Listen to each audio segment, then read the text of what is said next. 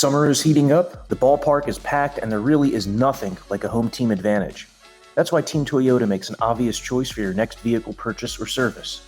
With their MVP pricing guarantee, teammates reward program, and streamlined customer service, their award-winning sales and service departments are there for all of your vehicle needs. A home team advantage is nothing without family and community. Their employees are part of the family, part of your town, and we're all part of the team. Visit teamtoyota.net and choose one of their 3 locations in Langhorne, Glen Mills, or Princeton.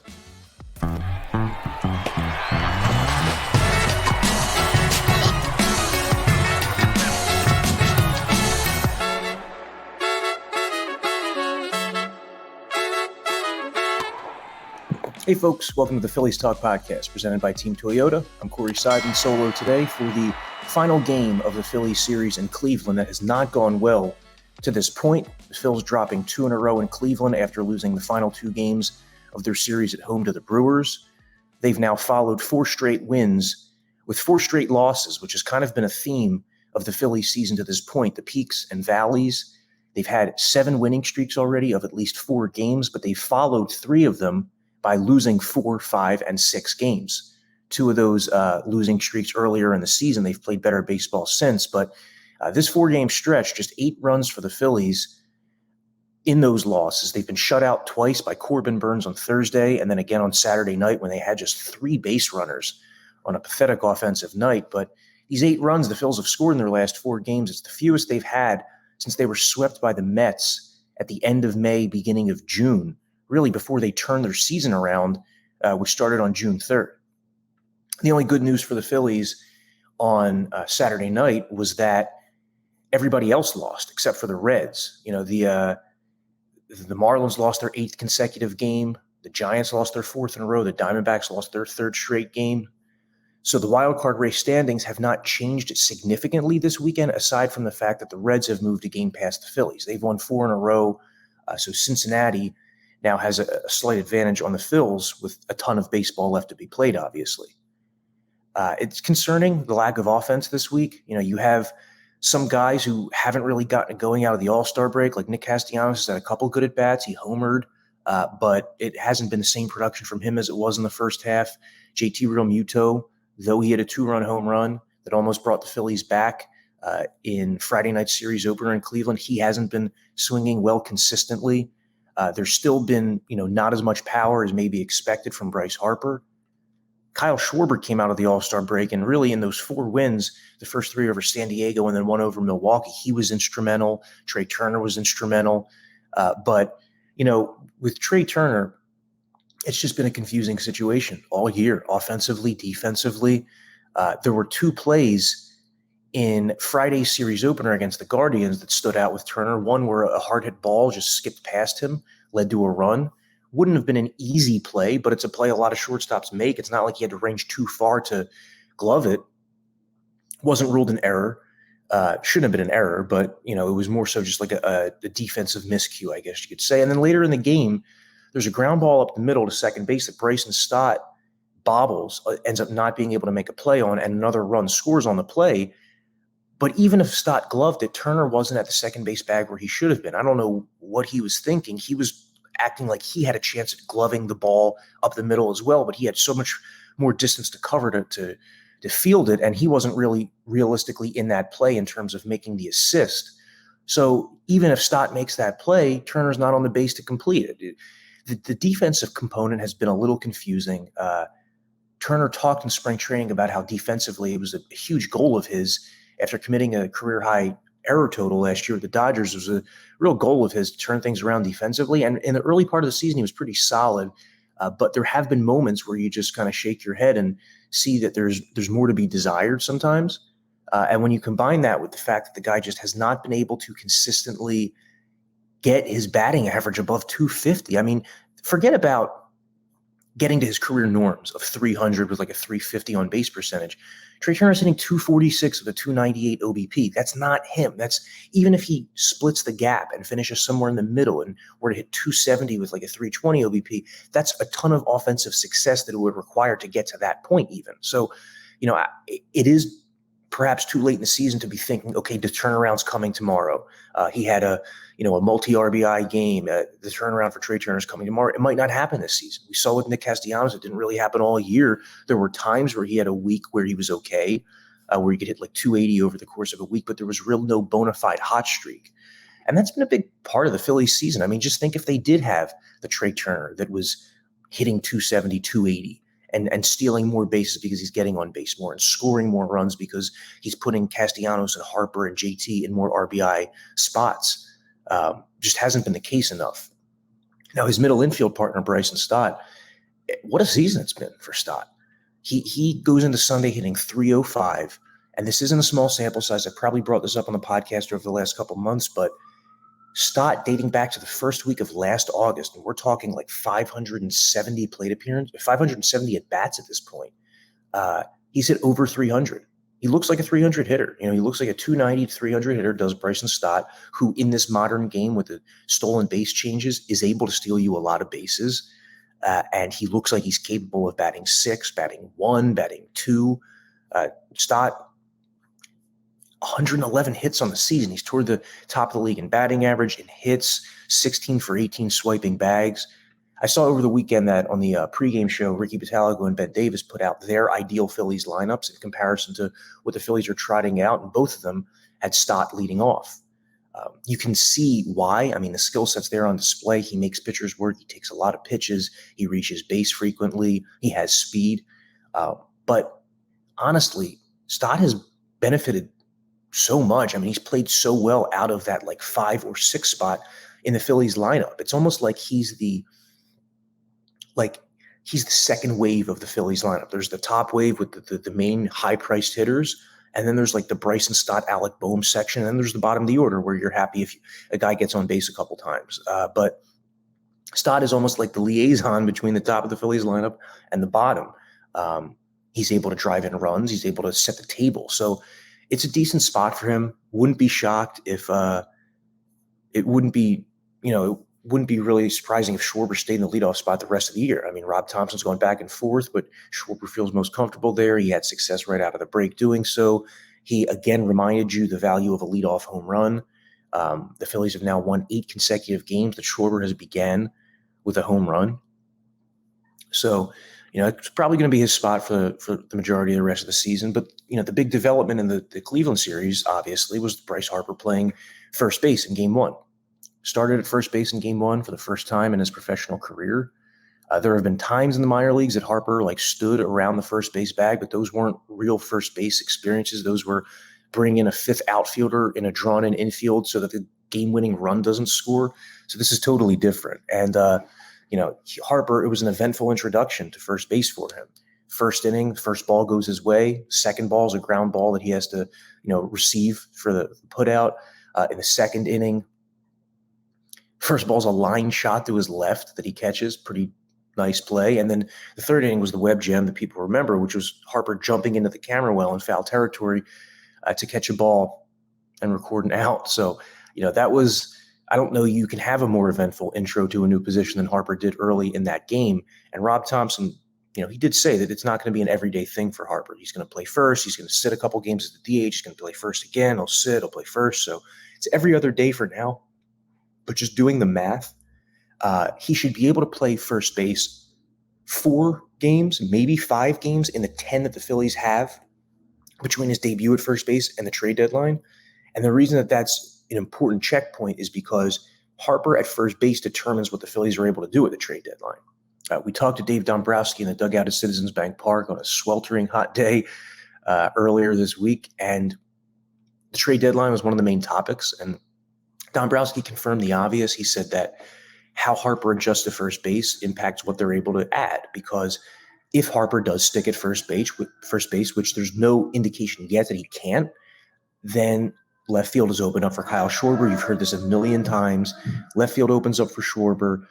Left field opens up for another corner outfielder because the DH spot opens up for Schwarber. So currently what that has meant is Jake Cave in left field with Brandon Marsh in center against right-handed pitching, Johan Rojas against lefties. Eventually, when Christian Pache comes back, he is going to be in that mix as well. That could result in Rojas going down to the minors. We'll see. Pache does not sound like he's going to miss significant time. He had a surgery last week to remove a screw that was loose in his elbow, a screw that had been in there since 2016. And surgery went well, according to Thompson and the Phillies medical staff. Thompson's comment as of midweek earlier this week was that Pache was going to take a week off until the wound healed, and that once the wound healed, he'd be back to baseball activities. But the Phillies see that as a matter of weeks, not months for Pache. He might be back in mid-August. He might be back in late August. And when that happens, the Phillies can optimize for defense if they want. They can have Pache and Brandon Marsh out there, or if they've acquired a right-handed hitting corner outfielder, they can go back and forth. Some nights they can prioritize defense. Some nights they can prioritize offense. The key is just finding the right guy.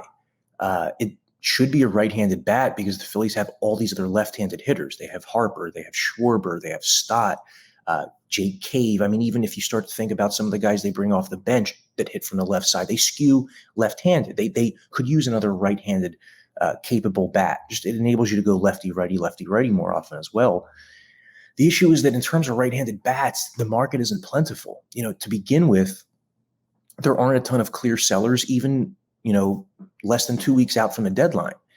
There are a lot of teams that can convince themselves they're still in the race. Like if you're the Chicago Cubs, for example, okay? You're the Cubs. You've been floundering around like 5 games under 500 most of the season. You're 4 games under right now. You're 7.5 out in your own division and 6 out in the wild card race. Are you a clear seller? 6 out of a playoff spot? You can convince yourself that over the course of the rest of the season, the remaining 65 games, teams can convince themselves they can make up a 6-game deficit. Now, I think the Mets are in a much different position because they have no shot at the division, and they're even farther out than the Cubs. There's 1, 2, 3, 4, 5 teams between the Mets and the final playoff spot. They seem like a clearer seller, but it's just the teams in that range that are 3 games under, 4 games under, and there are a lot of those teams. The Padres are 3 under. The Cubs are 4 under. The Mets are 6 under. In the American League, you have the Guardians that are at 500. The Angels are a game over. The Mariners are 2 games over. Then you have the cluster of the AL East where you have last place teams that are 52 and 47, 5 games over 500. Are the Red Sox going to sell? Are the Yankees going to sell? Probably not. So it's just a thin market in terms of just teams that you can approach and realistically be able to pry away a player who might be able to make an impact over the final 2 months.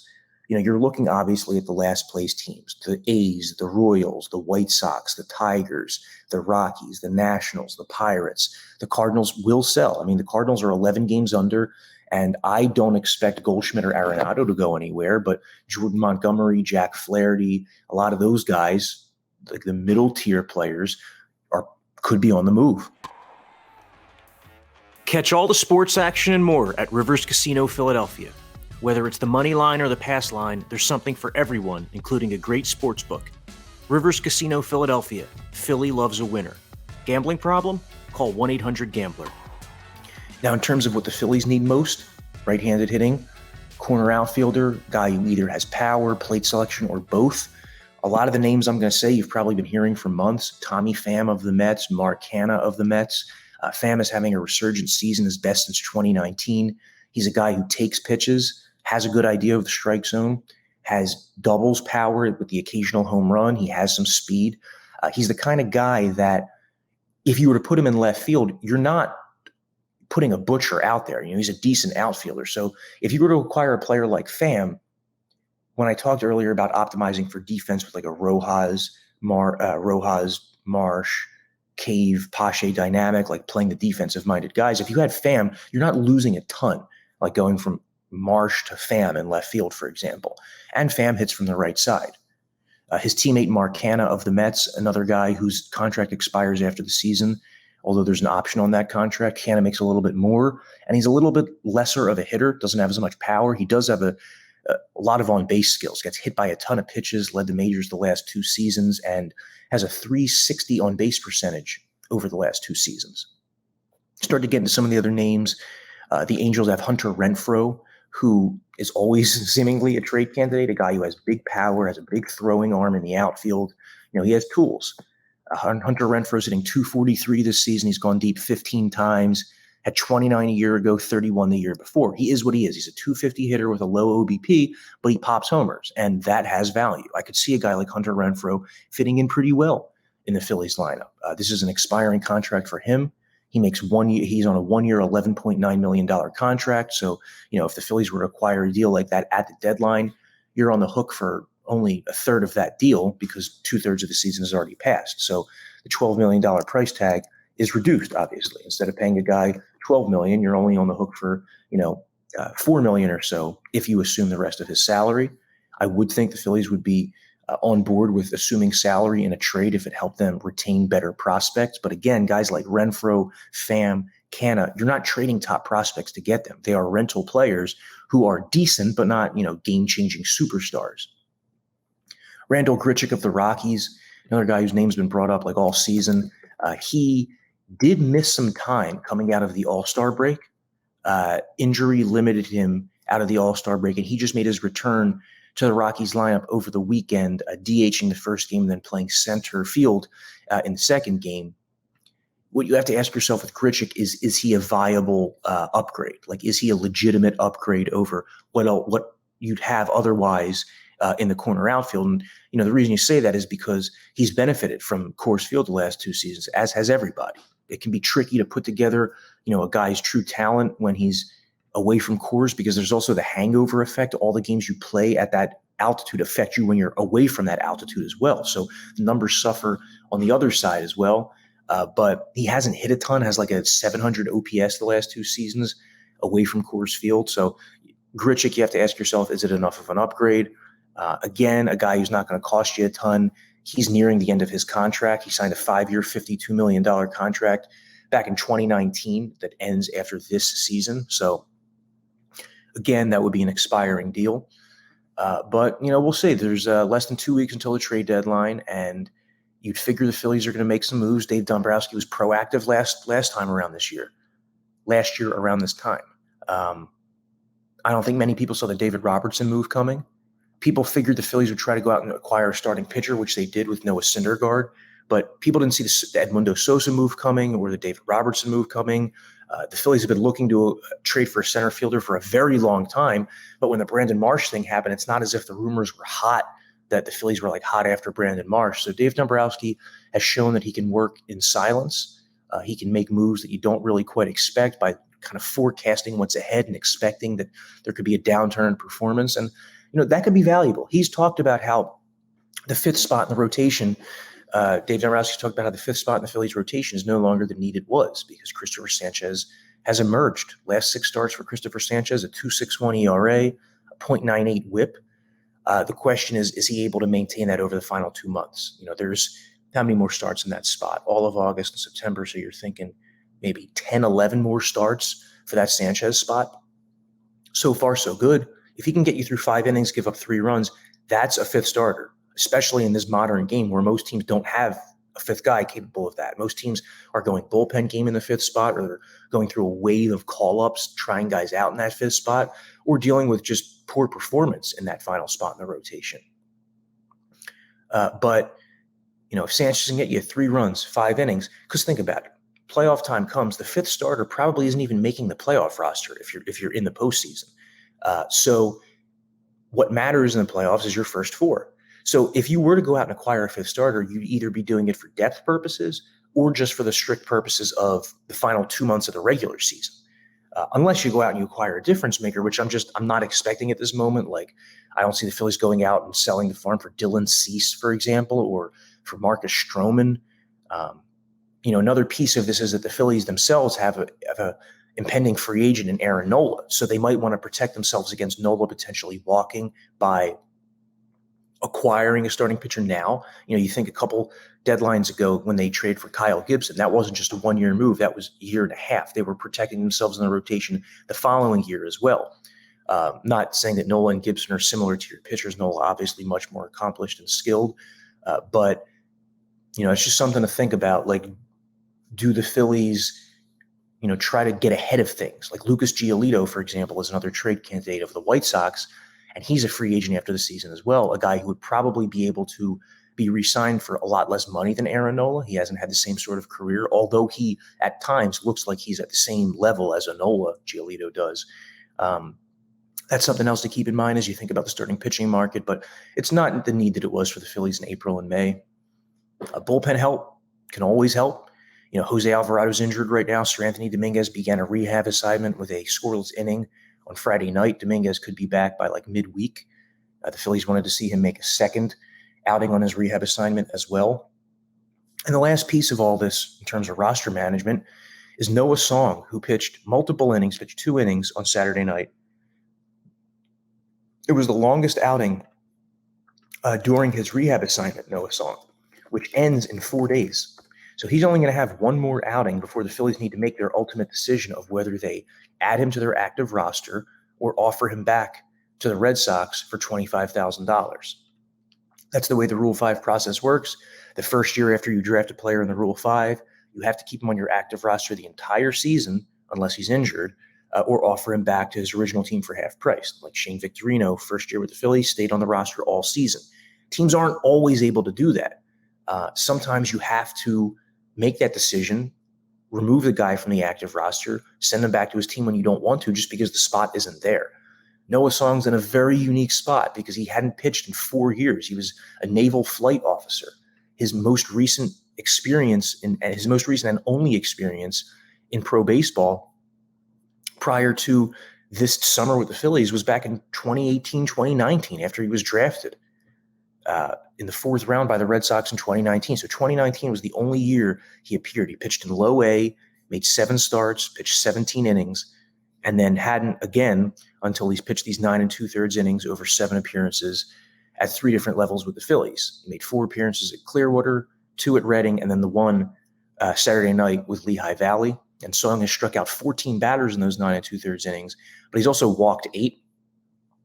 In one of the outings earlier this month, Song was hitting 93, 94. He was touching higher than that, 96. But since then, it's been mostly 90, 91, which isn't as hideable, in a major league bullpen. The Phillies, the reason they're having Song pitch these multi-inning stints is because they're trying to find some way for him to be able to contribute at a big league level this season. The best way for them to get him to that point is as a long man, like a mop-up reliever. So if he can go multiple innings, at least he can give you that. But the Phillies are going to have to figure out, by July 27th, what the deal is with Noah Song, because barring a setback of the back injury that he suffered, that decision will have to be made. And Dave Dombrowski has been, cagey about it.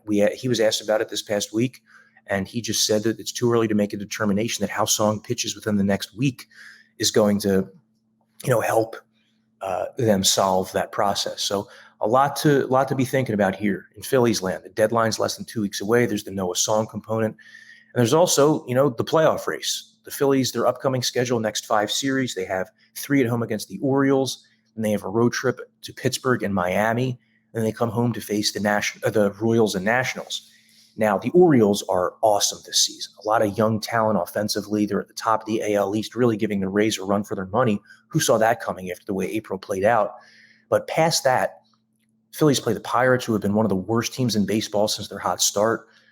They face the Royals, who are only a game or 2 better than the Athletics for the worst record in baseball. They face the Marlins, who have lost 8 in a row.